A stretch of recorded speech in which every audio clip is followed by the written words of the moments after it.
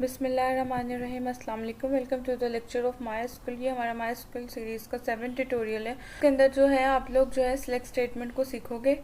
पिछली वीडियो में हमने देखा था कि कैसे हम डेटाबेस के अंदर टेबल क्रिएट कर सकते हैं, उसके अंदर कैसे हम डाटा को इंसर्ट कर सकते हैं।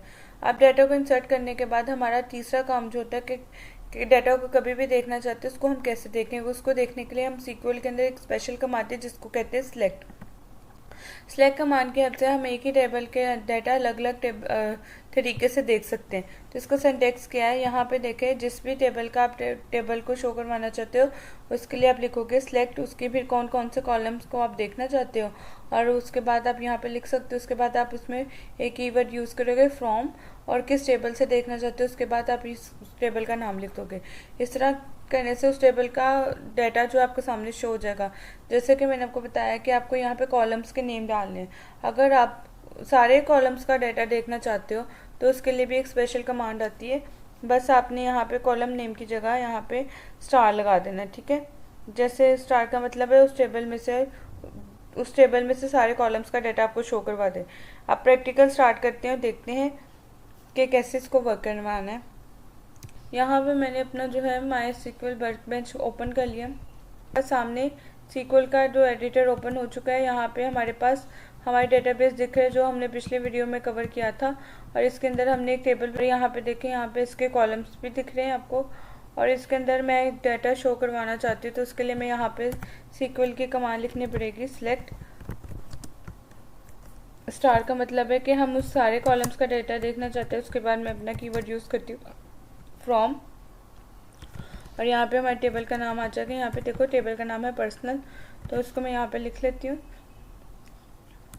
उसके बाद मैंने सेमीकोलन लगाया, तो उसके बाद मैं इसको एग्जीक्यूट करवा दूँगी। तो देखो यहाँ पे हमारे डाटा जो है वो शो हो रहा है। जितना भी डाटा था वो सारा का सारा हमारे सामने शो हो रहा है। रिकॉर्ड्स हैं, जितने भी कॉलम्स हैं वो सारे शो हो रहे हैं। तो अब इससे इक्वल का तरीका है कि अगर आप किसी भी टेबल का सारा टेबल देखना चाहते हो तो उसके लिए आप यहाँ पे लिखोगे select star from table name, ठीक है, जो भी टेबल का नेम आएगा।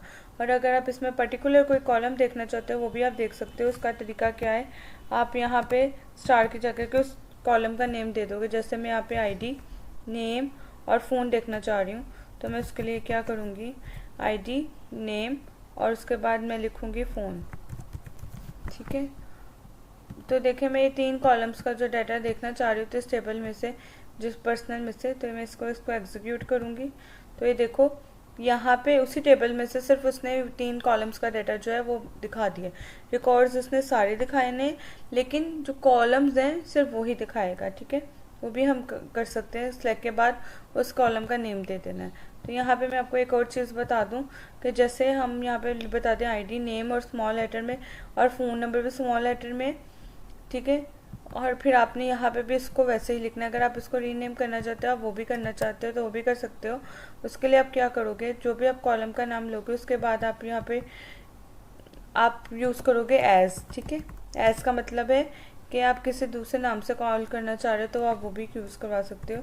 तो मैं I को बड़ा कर देती हूँ, D को भी बड़ा ले लेती हूँ, और मैं नेम के लिए यहाँ पे एज, अब मैं नेम की जगह लिख देती हूँ स्टूडेंट किस स्टूडेंट का रिकॉर्ड है। उसके बाद फ़ोन की जगह पे मैं यहाँ पे कैपिटल P ले लेती हूँ, एज फ़ोन, ठीक है। तो मैं यहाँ पे कॉलम का नेम, जो भी कॉलम का नेम है, फिर एज लगा के जो भी नाम दिखाना चाह रही हूँ, तो अब इसको एग्जीक्यूट करवाती हूँ। तो यहाँ पे देखो जो भी हमने नाम लिए थे वो देखो वो आपको शो हो रहा है। और अगर मैं दिखाना चाह रही हूँ दो नेम, तो मैं यहाँ पे स्टूडेंट और नेम के बीच में स्पेस होगी, तो उसके लिए मुझे यहाँ पे इन्वर्टेड कोर्स लेने हैं, ठीक है। यहाँ पे मैंने इन्वर्टेड कोर्स शुरू किए और यहाँ पे मैंने लिखा नेम, ठीक है, और यहाँ पे मैंने लिखा नेम। इन्वर्टेड कोर्स आपको सिर्फ तभी लेने जब आप 2 वर्ड्स का कुछ नेम लिखना चाहते हो तो उसके बीच में स्पेस भी है। तो इसको मैं एग्जीक्यूट करती हूँ, तो ये देखो, तो यहाँ पे देखो ऊपर स्टूडेंट नेम लिखा आ रहा है कॉलम के नेम के ऊपर, ठीक है। तो ये भी एक तरीका है। अगर आप इस किसी भी डाटा टेबल को सारा टेबल शो करना चाहते हो, तो अब देखते हैं हम किस तरह कंडीशनल बेस्ड डाटा देखना चाहते हैं, उसका क्या तरीका है। देखिए जब भी हम कंडीशनल बेस्ड कोई डाटा देखना चाहते हैं तो उसके लिए हम यूज़ करते हैं वेयर क्लॉज, ठीक है। यहाँ पे देखें, यहाँ पे एक एग्जांपल के लिए एक टेबल ही है और इस टेबल में से मैं कुछ कंडीशनल डेटाबेस देखना चाहती हूँ जिसका जेंडर जो है फीमेल है। तो उसके लिए मैं ऐसा कुछ करना चाहूँगी, तो फिर हमारे पास इस तरह का डाटा शो होगा जिसमें से फीमेल निकल, ठीक है। तो मुझे इस तरह का डाटा जो है वो शो होगा जिसमें फीमेल्स का डाटा ही शो हो रहा है, ठीक है। जो 3 ही फीमेल्स हैं उनका डाटा जो है यहाँ पे शो हो गया। तो यहाँ अगर मैं एक और कंडीशन बनाती हूँ तो उसमें मैं कहती हूँ कि मैं उन सारे स्टूडेंट का रिकॉर्ड देखना चाहती हूँ जिनकी जो एज है वो 18 से कम है, ठीक है। तो यहाँ देखें ये फिर डाटा इस तरह से शो हो जाएगा जो जिसमें सिर्फ एक ही स्टूडेंट थी जिसकी एज जो 18 से कम थी, ठीक है। तो यहाँ पे सुलेमान की एज जो है 18 से कम है। तो इस तरह का जो है कंडीशन ऐसा डाटा कोई देखना होता है तो उसके लिए हम सिलेक्ट के साथ वेयर कंडीशन यूज़ करते हैं। यहाँ पे हमारे पास जो है सिलेक्ट स्टेटमेंट है और यहाँ पे हम पहले लिखेंगे सिलेक्ट, फिर कॉलम्स के नेम, और यहाँ पे मैं यहाँ पे स्टार भी लगा सकती हूँ, लेकिन हम सारे कॉलम्स का डाटा देखना चाहते हैं। तो उसके बाद हम एक कीवर्ड यूज़ करेंगे फ्रॉम और फिर टेबल का नेम, और इसके बाद हमारे यहाँ पे कंडीशन स्टेटमेंट को बंद नहीं करना और फिर हमें स्पेस दे के लिखना है वेयर, और उसके बाद हमें यहाँ पे लगानी कंडीशन जिस कंडीशन के हिसाब से हम डाटा देखना चाहते हैं। तो इस तरह ये हमारी जो है सिलेक्ट की स्टेटमेंट बन जाएगी वेयर क्लॉज के साथ। अब इसको हम कंडीशन बनाने के लिए कौन कौन से कंपैरिजन ऑपरेटर्स होते हैं, देखिए हमारे पास एक लिस्ट आ गई जो MySQL आपको सपोर्ट करता है कंपैरिजन ऑपरेटर्स को, जिसमें सबसे पहला इक्वल, फिर ग्रेटर देन का साइन, स्मॉलर देन का, फिर ग्रेटर देन इक्वल टू का, लेस देन इक्वल टू का, नॉन जो ऑपरेटर है ये भी यूज़ कर सकते हो, और इसके साथ ये भी यूज़ कर सकते हो एसक्यूएल एक्सप्लेनेशन के साथ, और दोनों का यही मतलब होता है नॉन इक्वल, और फिर बिटवीन, फिर लाइक और इन 3 ऑपरेटर्स को हम आने वाली वीडियोस में देखेंगे। अभी के लिए हम ऊपर वाले जितने भी ऑपरेटर्स हैं इनको कैसे यूज़ कर सकते हैं वेयर क्लोज के साथ वो हम प्रैक्टिकल देख लेते हैं। मैंने ये एसक्यूएल का एडिटर ओपन कर लिया है, ठीक है, वर्कबेंच पे। अब यहाँ पे जो है मैं यहाँ पे सबसे पहले लिख लेती हूँ सिलेक्ट लगा के स्टार लिख लूँगी क्योंकि मैं सारे कॉलम्स का डाटा देखना चाहती हूँ, ठीक है। तो यहाँ पे फ्रॉम, तो भी यहाँ पे मैं कंडीशन लगाऊंगी, तो यहाँ पे कंडीशन पे लगाऊंगी, उसके लिए कंडीशन के लिए मैं एंटर प्रेस कर दूंगी। तो मैं लिख सकती हूँ, एक लाइन में भी लिख सकती हूँ, इसलिए लिखती हूँ ताकि इजीली समझ आ जाए। यहाँ पे मैं क्लॉज लगाऊंगी वेयर। तो अब मैं कंडीशन लगाऊंगी, मैं उन लोगों का देखना चाहती हूँ जिसका जेंडर जो है वो फीमेल है, इसके लिए मैं कॉलम का नाम लिखूंगी जेंडर, और यहाँ पे जाके कोट्स के अंदर लिखूंगी एफ, ठीक है। मैंने एफ और एम सेव किए हुए हैं तो एफ लिख दूंगी, एफ का मतलब है फीमेल। तो यहाँ पे जेंडर जो है इक्वल टू है एफ के।